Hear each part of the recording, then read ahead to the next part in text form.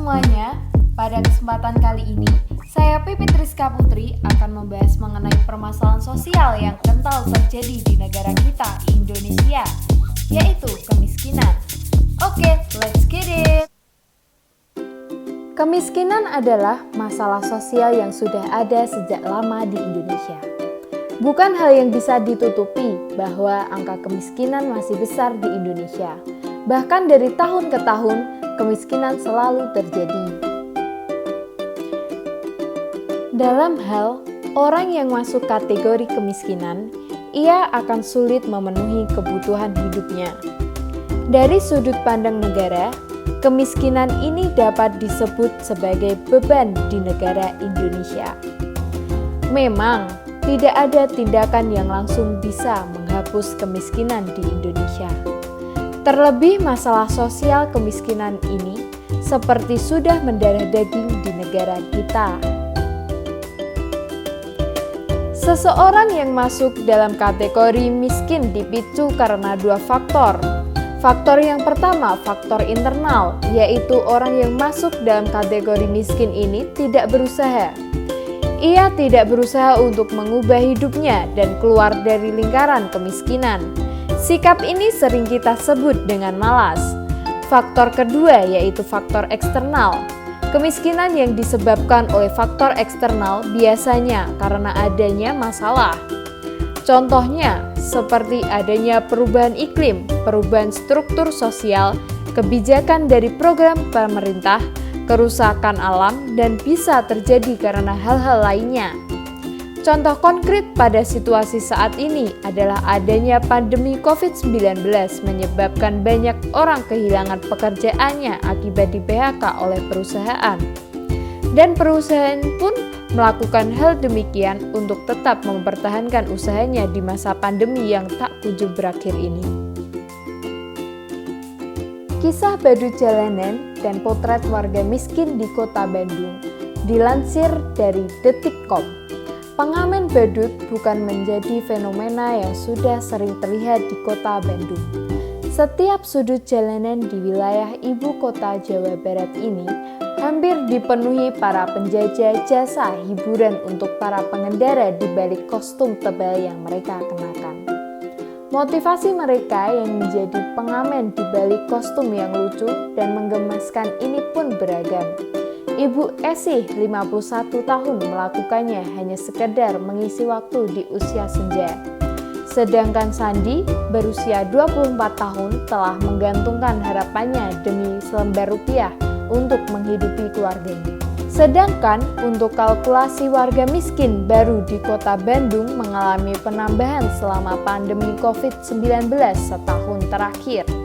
Berdasarkan data BPS, dari total penduduk sebanyak 2.444.160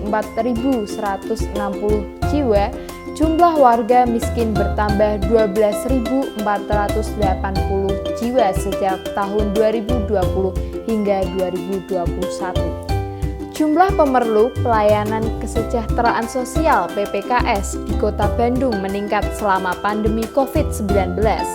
Dinas Sosial Dinsos Kota Bandung mencatat kenaikan PPKS sebesar 25%, khususnya gelandangan dan pengemis. Dinsos Bandung menyebutkan beberapa faktor yang melatar belakangi meningkatnya angka PPKS di Kota Bandung.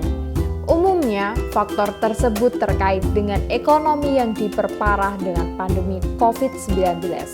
Di antaranya, pemutusan hubungan kerja (PHK) yang marak pada awal-awal pandemi COVID-19, sehingga mereka kebingungan mencari pekerjaan dan akhirnya mencari peruntungan dengan meminta-minta di jalan.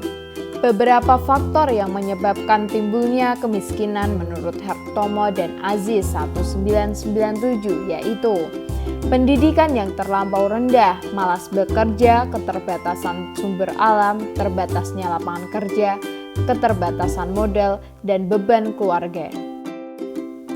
Sedangkan menurut Sharp dalam Kuncoro 2006, terdapat 3 faktor penyebab kemiskinan jika dipandang dari sisi ekonomi.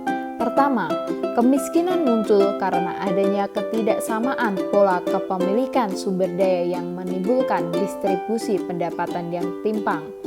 Kedua, kemiskinan muncul akibat perbedaan dalam kualitas sumber daya manusia.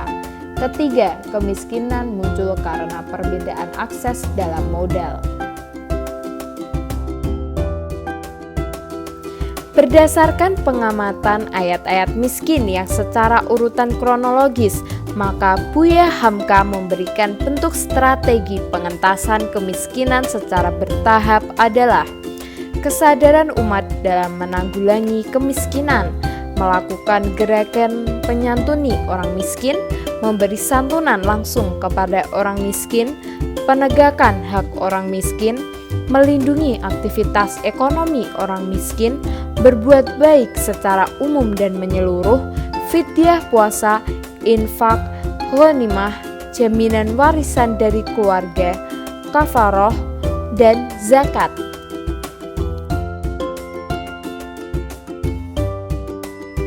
Berbagai upaya yang dapat dilakukan adalah sebagai berikut. A. Untuk jemaat kota, memberi pekerjaan orang-orang muda yang menganggur di gereja dengan mengkoordinir belanja kebutuhan pokok jemaat ke gereja. B. Memberi modal kepada mereka yang ingin berusaha, pengembalian modal dengan dicicil dalam waktu lama dan tidak dipungut biaya. C. Memberi kesempatan para hamba Tuhan karena tidak semua hamba Tuhan kaya meminjami uang dari koperasi gereja untuk keperluan yang sifatnya mendadak tanpa bunga dan diberi kesempatan mengangsur dalam waktu yang cukup. Pemerintah telah berupaya menangani masalah kemiskinan ini ke dalam 3 klaster, yaitu klaster pertama, program Keluarga Harapan, bantuan operasional sekolah, bantuan siswa miskin, jaminan kesehatan masyarakat, beras untuk keluarga miskin. Klaster kedua, program nasional pemberdayaan masyarakat, perluasan dan pengembangan kesempatan kerja, dan klaster ketiga, kredit usaha rakyat dan kredit usaha bersama. Sekian yang dapat saya sampaikan, untuk kurangnya saya memohon maaf. Terima kasih dan sampai jumpa kembali.